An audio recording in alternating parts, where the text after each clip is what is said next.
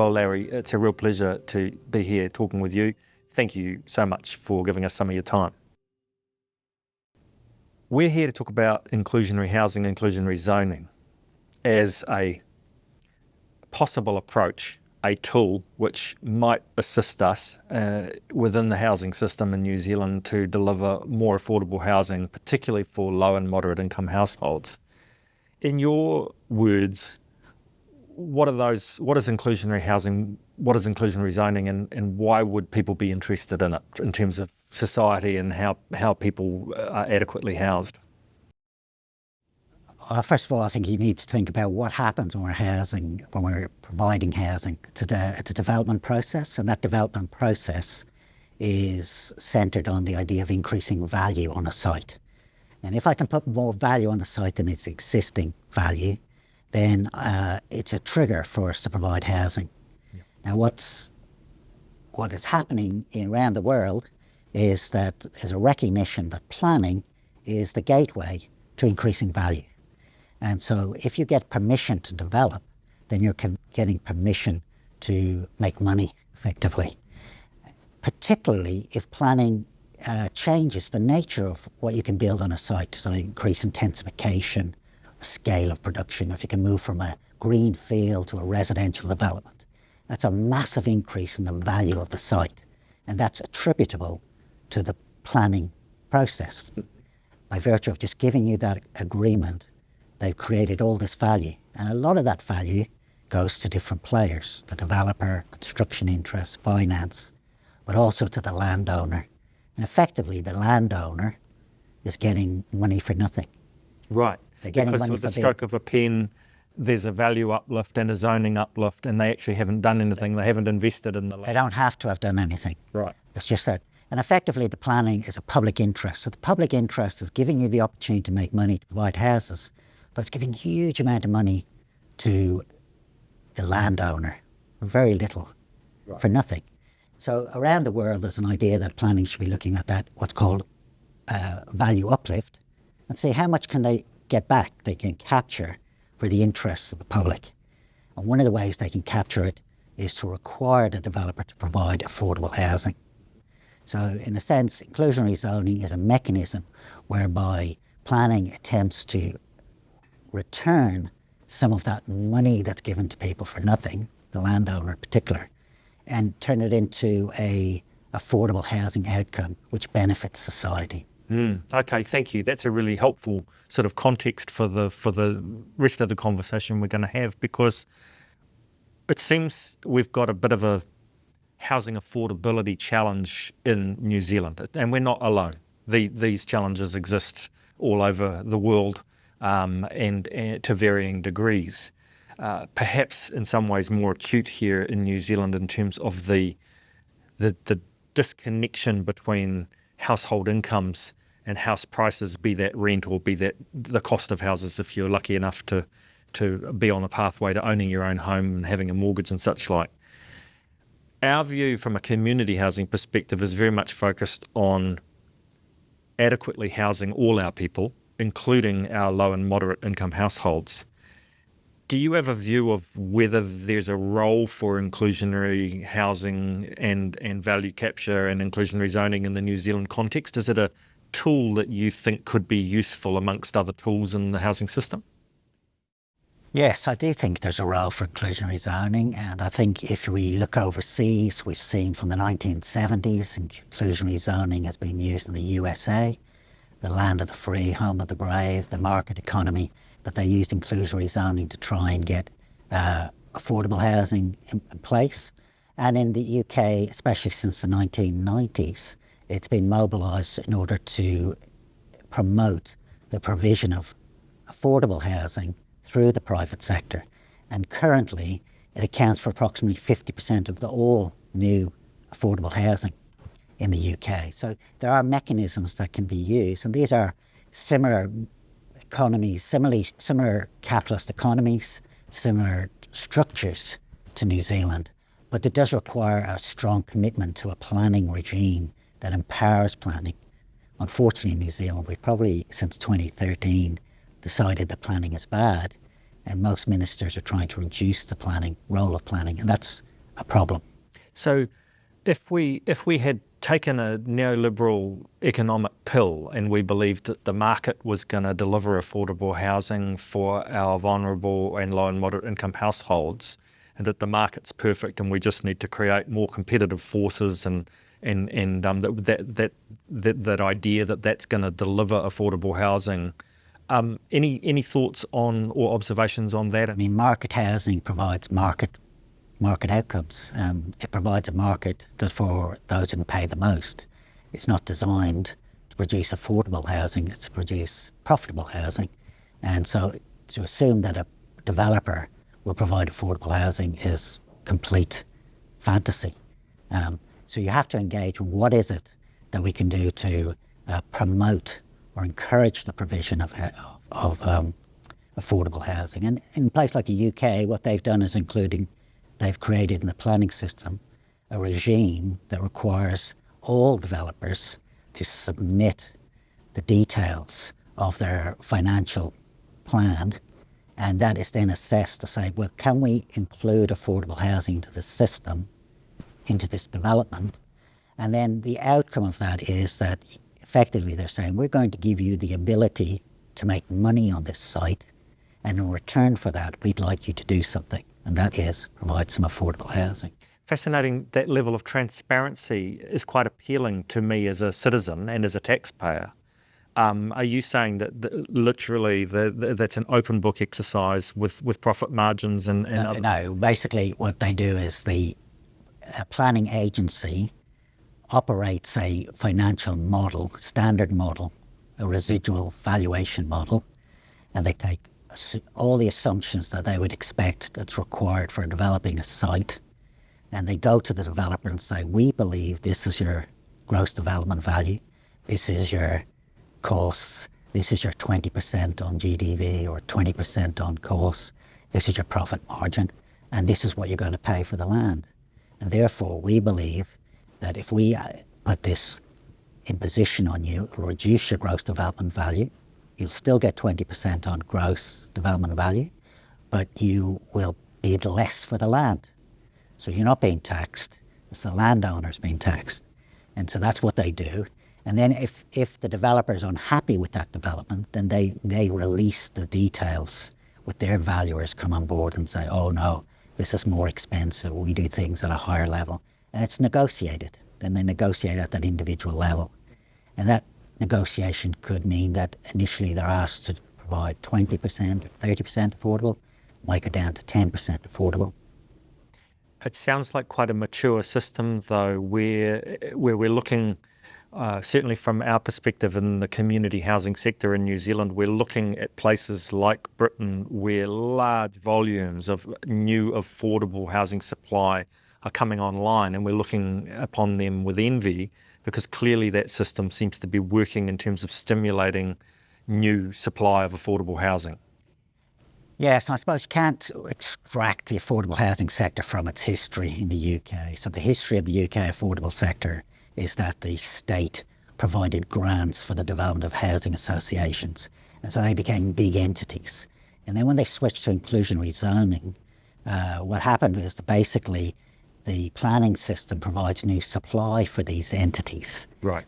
So it's not up to they're not taking on the development. They're being given the stock from the private sector, and so that's very useful for them. It helps them grow, and we've also seen over time that initially the inclusionary zoning, known as Section 106, produced houses that would either go into the local authority social housing or go into the housing association as affordable rental. So you got retained rental, you got retained affordability. It was below market, but not for the lowest. It was for the intermediate housing market. Right. And so but over time they've extended that definition of affordable to include shared home ownership and also lower priced affordable home ownership. Larry, your research over the years, both as the professor of property within the business school and now within the human geography, you look at quite deeply at how decisions get made. And I know you've done a lot of research, particularly around how property developers make decisions and what the drivers are. Within the context of that, what are the barriers and benefits you think in the New Zealand context for us taking a leap of faith and going for it on inclusionary housing? What gets in the way of that in terms of decisions that are made by particularly developers? Well, I think the broader context you have to look at first. I think since probably 2011, 2012 onwards, we've had a very strong antagonism towards any form of planning. And that's now being captured in all the political parties. There's a sense to which planning is seen to be a cost and a problem. And so there's been a move towards releasing private interests to make money. But of course, private developers are in competition, and that competition, say for land to build housing, means that they compete and it drives up the price of land. So you're not going to provide cheap housing. So that's a problem. So then we look at the developers, and developers are in a competitive, risky environment. So they're always struggling to how are we going to make money? And they think this is possibly going to be a crisis, and there's going to be another issue. And so in a sense, we need to talk to people about what is inclusionary zoning. Inclusionary zoning, technically, and this is the problem, it requires a technical understanding of development feasibility modelling. And you have to understand that if I require you to provide affordable housing, it will reduce the overall value of the development. But it doesn't change your profit, the ratio of your profit, 20%, you say. But what it does do, it reduces your land per bid. Right. And so if you're given the opportunity of turning a greenfield site into an urban site, that's a massive uplift. And so what it's trying to say is, how do we take some of that uplift away from just giving it to landowners, just sitting on it, and we're using it for a purpose. And the other thing is, so we have to show that it's not reducing your profit, and that's a challenge. You've got to go and spend a lot of time working through with people. You also have to, I think, draw upon the experiences of overseas to show it works in some places. And the other thing is, I think we have to engage with a fear that if 10% of the housing is affordable, then the developer will jack up the prices of all the other to make a profit. Where in fact the experience is your price is set by the market, effectively, the local market, not by what you think you can do. And so inclusionary zoning will affect your overall value, but it won't affect your profit. You have to really tell developers that. Really what we're trying to do is take some of that value uplift in the land, take it away from just a freebie to landowners who just own land, may not have done anything, and provide it for a positive outcome. I think as members of society, developers want to see a better future. They want to see a better future for their kids and for society around them. And I think this is providing affordable housing, is providing houses for nurses, police officers, teachers. It's not giving away housing and taking their profit. It's about providing accommodation for a range of people that in a sense are valued in our society but just cannot get into the housing market. Yeah. Is it fair to say that in that context we're going to need some form of formal structure, a swimming lane or some defined parameters in rules, because it's unreasonable to expect developers of their own volition? I mean, I'm aware of one project that where voluntary inclusionary has been done down in Christchurch, and we've interviewed the parties that were involved in that, but that's pretty radical and quite unusual, and they're driven by other motives and values around ESG in terms of wanting to deliver that outcome. But what sort of rules are we going to need to give effect to this in the New Zealand context so that it will work effectively? Well, I think we have to see that developers are a heterogeneous bunch. Yes. And they're depending on their funding streams and whether they have independent equity funding that they can make decisions the way they like, or whether they're dependent on a bank and what the banks are saying. So there's all these kind of issues. But in the large part, most of our housing is produced by developers who are borrowing all their money. Yeah, often 80% typically. And so there are rules and regulations on finance. And those rules and finance require them to perform in a particular way. So if we try to change that, it becomes a bit problematic. But I don't think those current rules force you into a position of trying to maximise the return on the site. And if you're maximising the return on the site, then you're not providing affordable housing. So that's the problem. Now, if you have income streams and equity funding that has a social goal, then you can make decisions that are different. Our main problem, I think, is that if we try to introduce inclusionary zoning to developers, we have a system currently where developers know that they should be buying land in advance. Yes. If you introduce it today and say, okay, we're going to tax that, and those people who have bought land in the old system are going to be hit. They're the ones that are going to face a problem. And so they might fundamentally alter their financial ability to produce a house. So there's clearly a political and financial and process of introducing this. In the UK, they managed it partially because they have a stronger planning system that has always required you to provide a benefit. You know, all land is nationalised effectively in Britain. You cannot, even if you own your house, you cannot add to it without getting planning permission.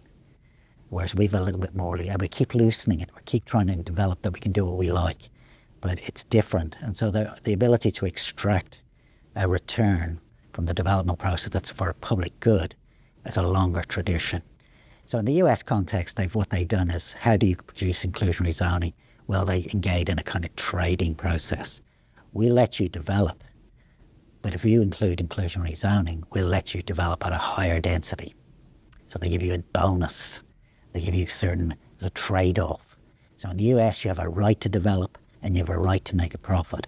So the planning system said, right, you've got those rights. Now you want to make more profit, or we'll give you these trade-offs, and that's what they do. Mm. So there could be different ways of introducing it. Mm. Seems from what you're saying, and certainly from the rhetoric that we hear quite a lot from Wellington, that planners are an endangered species in New Zealand at the moment. And I'm wondering, within that context, where there's pressure and focus on potentially undermining the role that planning and long-term planning has in the New Zealand system, what avenues do we have to get this over the line? There's Resource Management Act changes underway as well at the moment, which perhaps represents an opportunity for this idea for us to give it a go. Is it worth us having a crack at this point in time in New Zealand's history? Well, actually, I think if you look at the political trajectory of all those changes, those trajectory is actually more market. Yes. And so that more market is basically the assumption that if any form of regulation involves a cost, and if we have a cost and they can't afford affordable housing, it ignores the fact that the planning opens the opportunity for value creation. Yes. And if you don't have a planning system, we can go back to Victorian Britain and read Dickens, and we can look at all of the issues pre-planning. You can have land uses that clash. You can have land uses that have externalities. You can have things that affect us in so many ways. So the private market actually makes benefit out of good planning. But we've lost the battle in some respects because it's a simple argument has dominated. The argument is our housing is unaffordable, and that's because we have planning. We should let the market rip. But you let the market rip, then you produce market housing, and that's not affordable housing. It's for the market. It's for the margin, it's the price, the going price as it is today, which is unaffordable for people. And we've got 35 years of results from that experiment, which we can observe in every community across the country. And it's a strange kind of, I don't know whether it's a psychosis or a psychological issue, but I've been at many events, and you asked developers, how do we make housing affordable? And they answer and say, reduce my costs. Right. Now, that's a fallacy. Because I stand up and ask them, how did you generate your financial model for housing? And they will say, I looked at the gross development value, I looked at my costs, my profit, and worked out my residual value for land. If you reduce my costs, what do? I increase my bid for land. I don't reduce the price. If the houses are $1 million and I can produce it to the market for $900,000, and I give it out to the market for $900,000, on the day I give that to the person, hand over the keys, they've made a capital gain of $100,000. I've given away money, so they're not going to do that. No, they will always it's go not for rational economic behaviour. They're not going to do that. So it's a fallacy to think remove my costs, because if you look at the model, if you reduce your costs, it allows you to bid more for the land. If there are 20 developers looking for a site and each of them starts reducing their costs, they bid each other up to that point where they still make a profit. And so it's a fallacy. And yet it seems to be ingrained in everything we talk about. If we can reduce the cost, if we can reduce the cost, and reduce the cost. But no one releases below market level price houses to a market in a sub-market, because they know they can push it to the very edge. If it's $1 million in the neighbourhood, that's where I aim to produce. And I can sell it at $1 million. Can we talk about role clarity within the New Zealand housing system? We're talking quite a bit here around the market and developers. Any thoughts from your perspective around the other roles within the system in terms of central government and local government? One of the examples I'll give you is that here in New Zealand, for a number of years, we've had inclusionary zoning and housing effectively working in the Queenstown Lakes district. And large volumes of affordable housing has been delivered in the region as a result of that. But it's come under pressure from litigation and from certain members of the community challenging it, labelling it a tax or whatever. Is there an argument for central government intervention and legislation to provide some air cover or support for this if we're going to see it replicated and scaled more widely in the New Zealand context? Definitely. I think you need a political commitment to the process. I mean, I think if you look at internationally the provision of housing and affordability crises, those countries that have the state as a provider of housing in some way, either through the central government or local government, they're the ones who provided a stock that met the needs of the lower income groups. And it's only since they removed themselves from that provision that we see massive growth in prices, partly because effectively you're reducing the supply of housing. So it's all being left to the private sector. They're not providing the same scale, and so that pushes up prices. So there needs to be a commitment, a political will to do this. Interestingly, you mentioned the word tax. I once talked to a developer about this process, and they deal with tax all the time. GST. Yes. They do all kinds of taxes. It doesn't stop them from producing housing. So there are other ways. If it's just a tax, the issue with a tax is everybody faces it. What they don't like is if it's unfairly distributed. I have to do it, but someone else doesn't. In Queenstown, I have to do it, but I don't have to do it if I'm outside Queenstown. But if everybody's paying it, then every developer is paying something, then everybody goes on the same level when they go and make their bid for the land. So it needs to be a commitment from the government and a will of the government. But unfortunately, I think the last 10, 15 years, there's been a strong move within particular forms of general economic theory that suggests that planning is a cost. If we remove planning, that's it. Yeah. And so a lot of government politicians faced with the crisis, how do we deal with something? If you've got powerful voices and an industry telling you, we've got to step back, then it's hard to motivate a government to step in. And we need to be able to say there are benefits. So for in 2020, for example, in the UK, the levies on developers amounted to £7 billion, of which 4.7 billion was the provision of affordable housing. Produced 44,000 houses in that year, affordable housing. So that's a commitment, in a sense, provision by the private sector, producing outcomes that are beneficial to society, and yet they still made profit. They still made profit. So I think there is if you have a political commitment, you can enact change. It proves it can be done. It can be done. But there are structural issues, and there may be pain at the beginning and challenges. And one particular group are landholders. Yes. So on the topic of land, because we hear a lot of political rhetoric about land and releasing more land. There's a very strong legislative approach around encouraging all our territorial local authorities to have 30 years of future land supply available for residential housing. Any thoughts on other levers we might pull as a society if we're thinking broadly about inclusion, diversity, making sure all New Zealanders are well housed, which is our goal, particularly from a community perspective? What are the levers? If I gave you a magic policy wand, where would you point that wand at the moment in the housing system where you think you might make the most difference in delivering consistently volumes of new affordable housing supply over the next 10, 20, 30 years?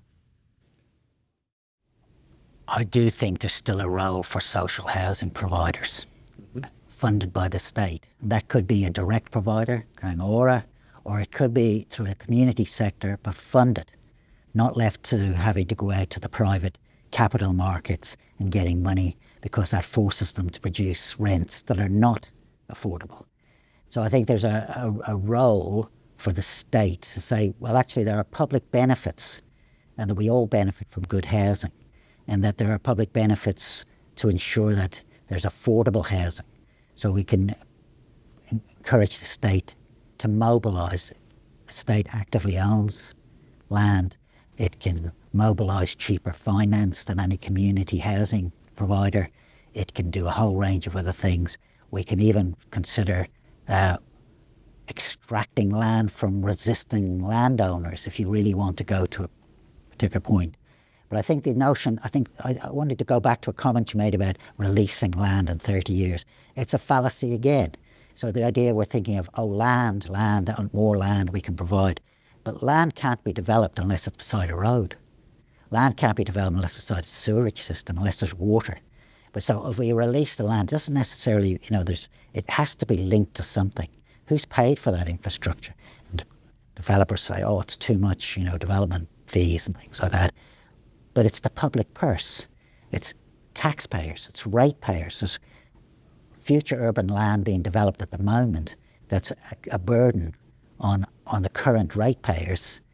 So there's those kind of debates about a simplistic view of just release all land. But actually, in reality, it's not all land. It's land that has to be serviced. Well, who's servicing that is the public. And so we need to say, if the land is being serviced by the public, should there be a return to that? Should there be some form of affordable kind of benefit that it benefits the public? And that's the kind of arguments I think we need to be able to mobilise in some way.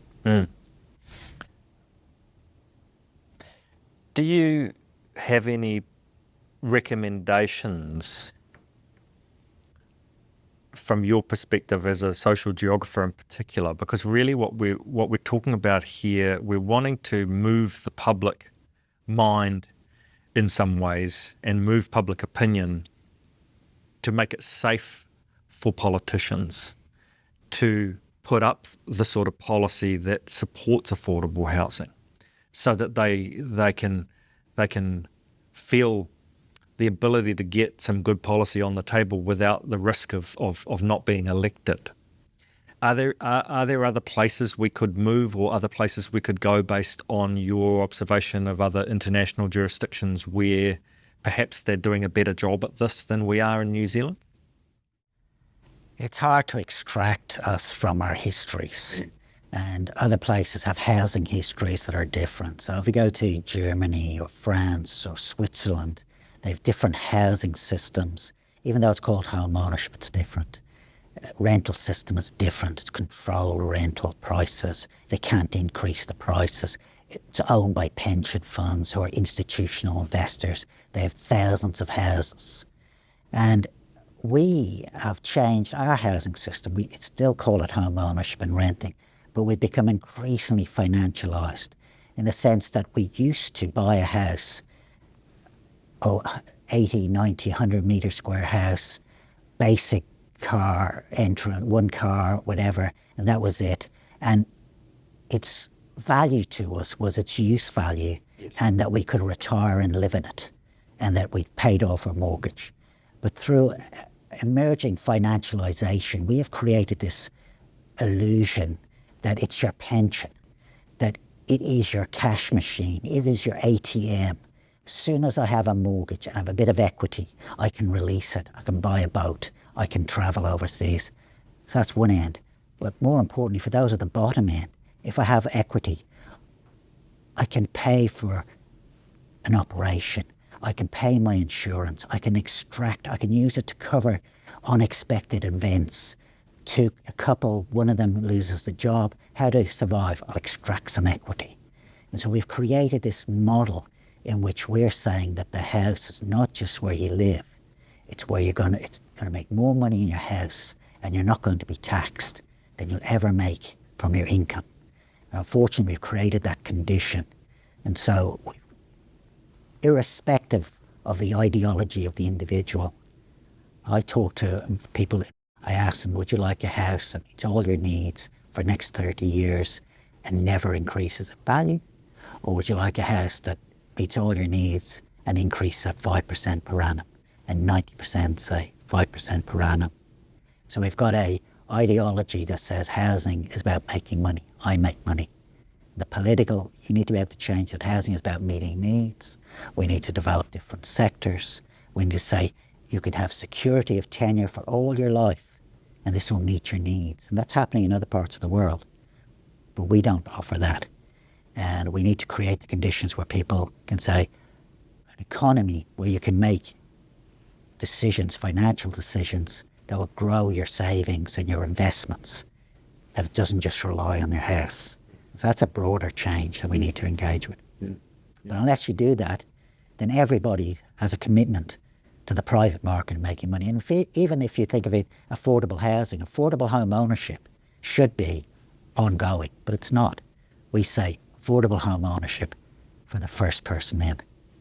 And the first person in, what they're looking for is a capital gain. And then it's no longer affordable. But there are models that say we retain some of that component of affordability. You get some value uplift, but not all of it. Mm-hmm. And so we want to retain it. So there are lots of models that we need to look at that fundamentally challenges the ideology that we've constructed, that we make a lot of money out of housing. And you asked, are there some agents that we have to look at? And we always talk about the developers and the landowners, but the banks, 60% of their assets are mortgages. They're not pumping money into industry in New Zealand, they're pumping money into housing. And so they have a guaranteed requirement for the safety of their investment. The prices should go up. If it's not going up, they're at risk. If it's falling, they're at risk. So they're happy. And they're the ones that fund the property developers.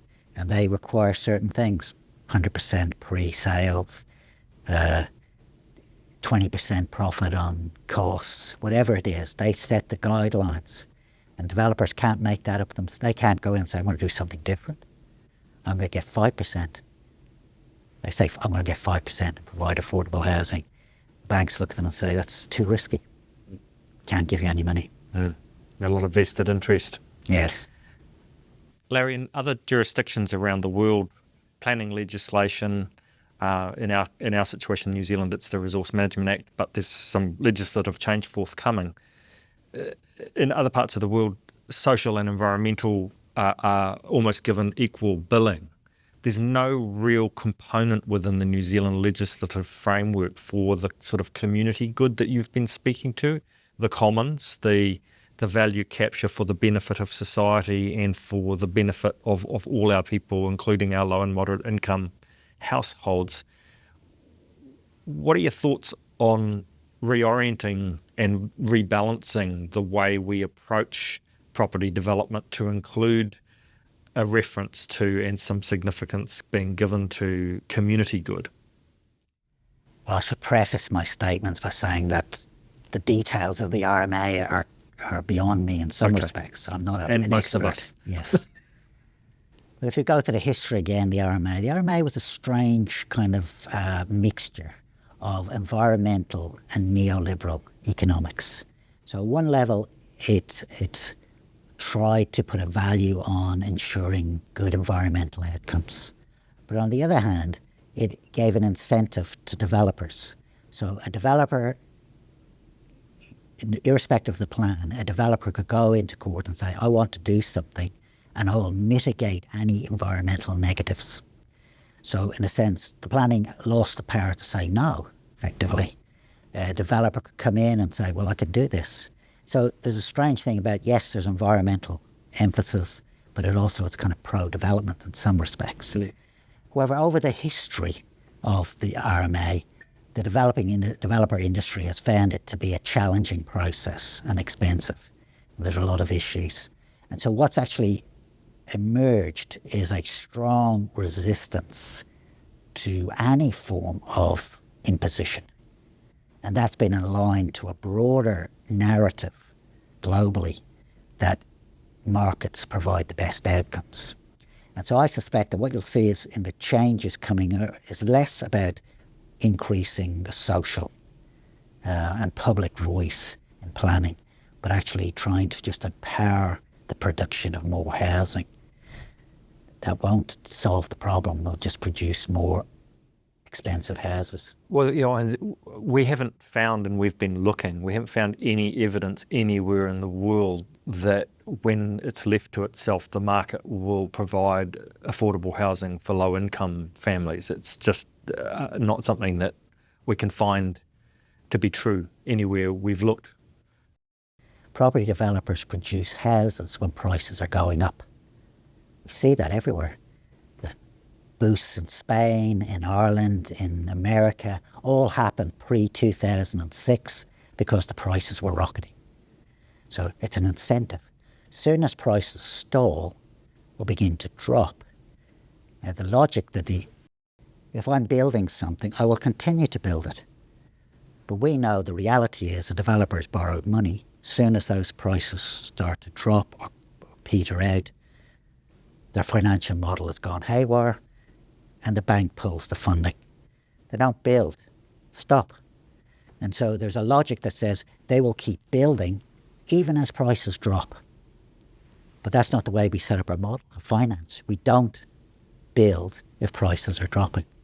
And so it's the triumph of a economic decision model that is not operated within the development sector. It's an assumption that it does work, but it doesn't. And that is a powerful rhetoric that is applied by some particular voices in particular areas of economics, and it's captured in Treasury and Reserve Bank.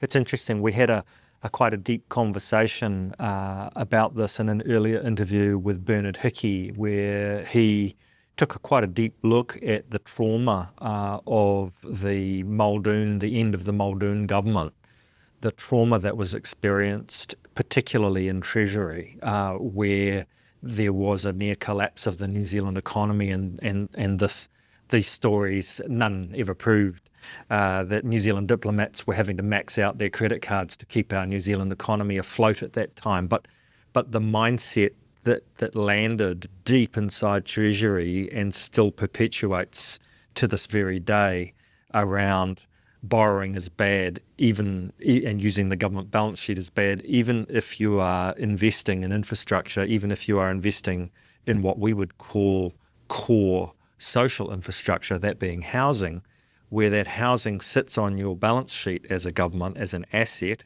So I would argue that's good debt. And if you're really worried about a rainy day, houses are much more liquid than bridges or motorways. You can sell houses if you need to realise that money and turn that into cash as a government.